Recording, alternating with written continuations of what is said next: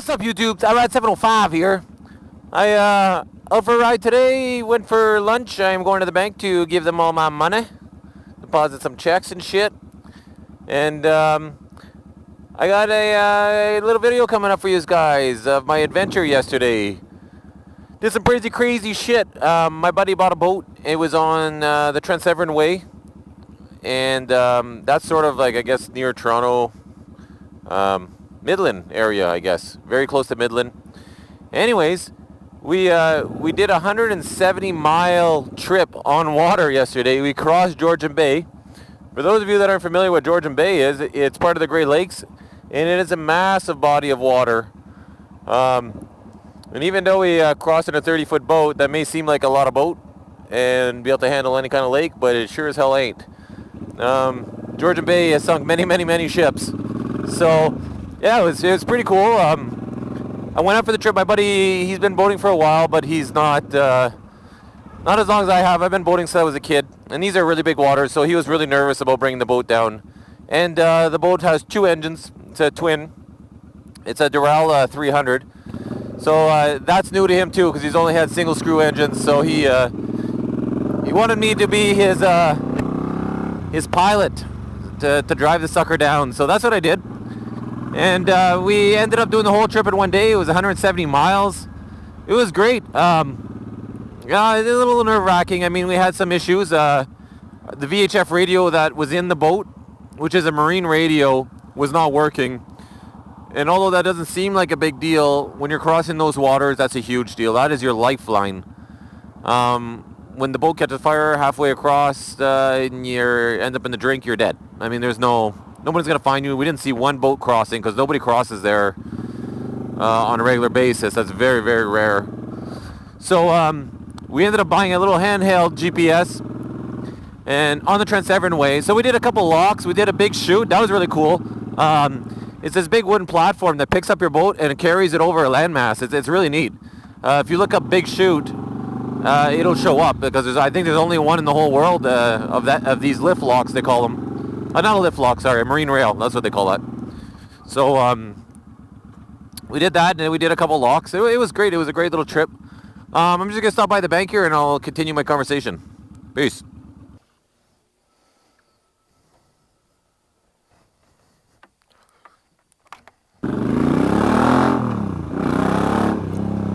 All right, guys, back to my adventure. So we crossed the big chute. And we fueled up in Port Severn. We were really pressed for time because they were calling in the afternoon in Port Severn. They were calling for winds of 20 kilometers an hour and gusts of 32. And with the way the winds were coming, which was northwest, the winds were going to be blowing right across Georgian Bay straight at us, which meant that we were probably going to be stuck in Port Severn till the afternoon. So if we that morning I checked the weather report again because then it gives you the hourly. And it said it's actually going to get back bad at 2 o'clock. So I was really hoping to hit the open waters by 11. We beelined it. There's like 10 kilometer an hour zones. We beelined it through there at 30 miles an hour. We pissed off a lot of fucking people. But we actually made it, fueled up and made it out there by 12 o'clock. And our next destination was Parry Sound, which was 50 miles away. So that was going to take us a couple hours to get there. And in Parry Sound, the weather was different. It was okay at 2 o'clock. It was still 20 kilometers. So we poked our head out there. It was pretty windy, but it was okay. We had about a meter wave, which is a 3-foot wave. And we motored across, went right to Parry Sound, fueled up. And we made great time. The wind stayed the same, about 20 kilometers. And then it died down to about 17. And it was supposed to get better and better as the day went on to about 15 kilometers. So from that point there, we said we made a really good time. Like we were, oh my God, what time was it? 2 o'clock, I think it was. Yeah, it was 2 o'clock when we were in Parry Sound, all fueled up, ready to go. So we decided to cross. It took us 3.5 hours. It was about 90 miles. We weren't exactly traveling at 30 miles an hour. We were traveling around 26, 27 miles an hour. And the reason for that is because it was rough out there. We were in 3-footers most of the time, and then maybe the occasional, 4, and maybe even the occasional 5, because you do get rogue waves that are a little bit bigger than the rest. That's just the way it goes when you're out there. And so anyways, yeah, it was good. It was comfortable for that size of boat. We buried the bow. We had the engines trimmed down, the trim tabs down. I'm going to show you a video of that, like I said. I'm going to play that right now. And then I'm going to cut it after that. We drove to Killarney, had lunch, fueled up again, and took it over to our port in Little Current. So.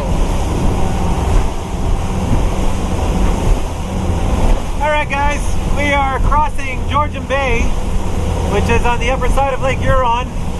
It's a little bit choppy out here. You probably can't see on the camera too much, but as you can see us parting the waves here, it's kind of rough. We got about 3.5 hours of this, and as you can see, there is no land to be seen. Yeah, so hopefully we survive. We tried to call the Coast Guard to let them know our trip plan as we're supposed to, and they couldn't hear us on our VHF, so we're on our own.